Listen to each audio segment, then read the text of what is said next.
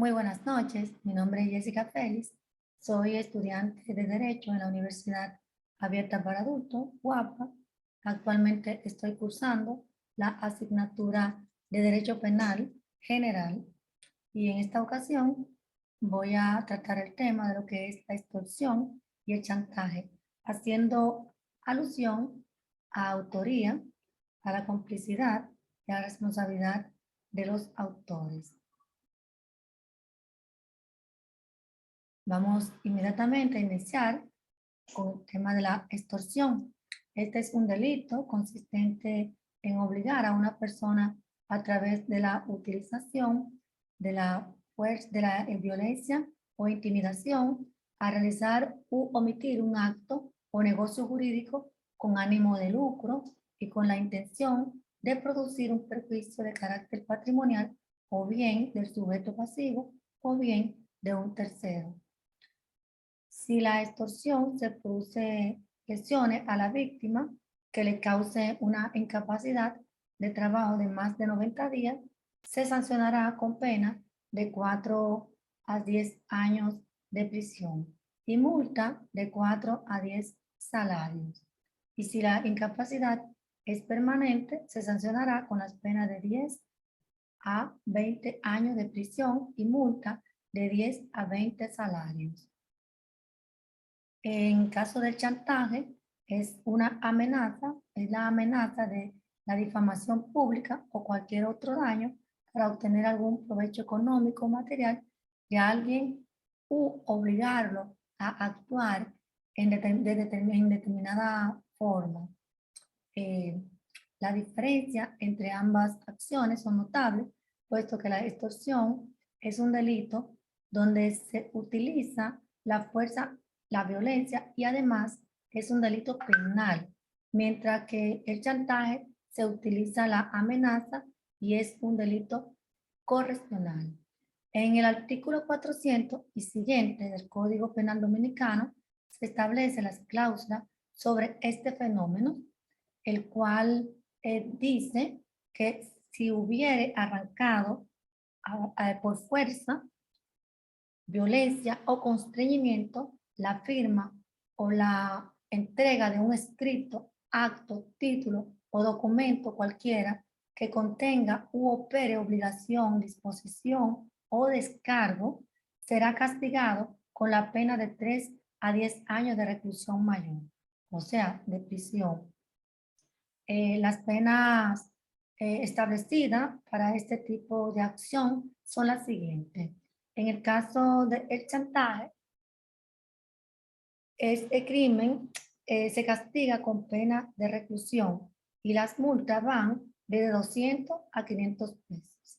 En el caso de la extorsión, está la tentativa, que esta se castiga como si fuera el mismo delito consumado según el artículo 2 del Código Penal Dominicano. Y está la complicidad, esta se rige según el artículo 60 del Código Penal Dominicano, el cual establece que se castigarán como cómplice de alguna acción calificada como crimen o delito aquellos que por dádiva, promesas, abusos de poder o de autoridad, maquinaciones, tramas culpables, provocaren esa acción o dieren instrucciones para cometerla y demás. La penalidad en este artículo también se establece que indica que se castigará al autor por extorsión de 3 a 10 años de trabajo público. En cuanto ya entrando al tema de la autoría, se denomina autoría a la persona que domina objetiva o subjetivamente la realización de un hecho punible y el que colaborare es considerado como cómplice.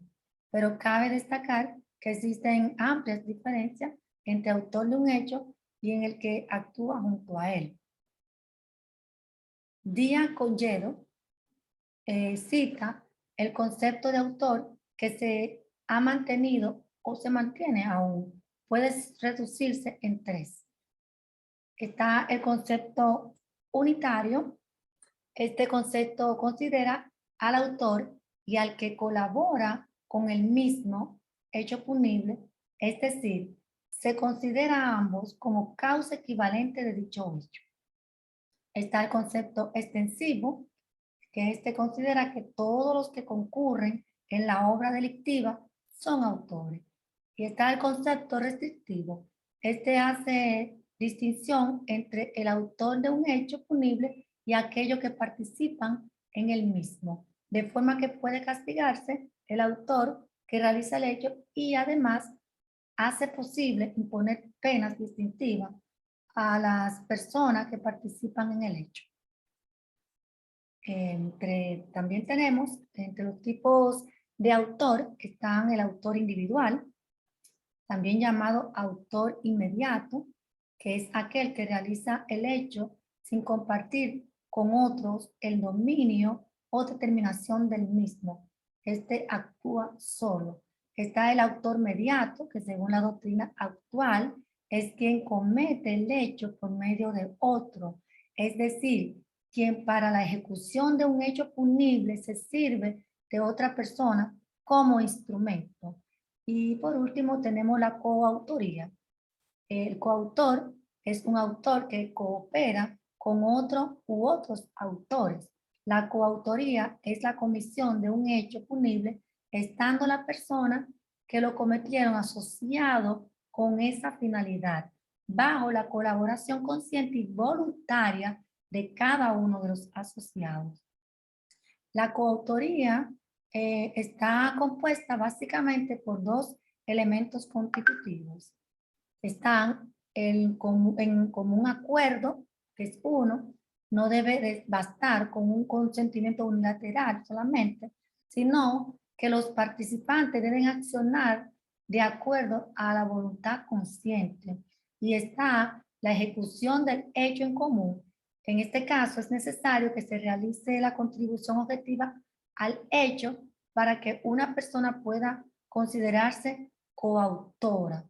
Por otro lado, la complicidad es la contribución que realiza una persona en el hecho ilícito ajeno.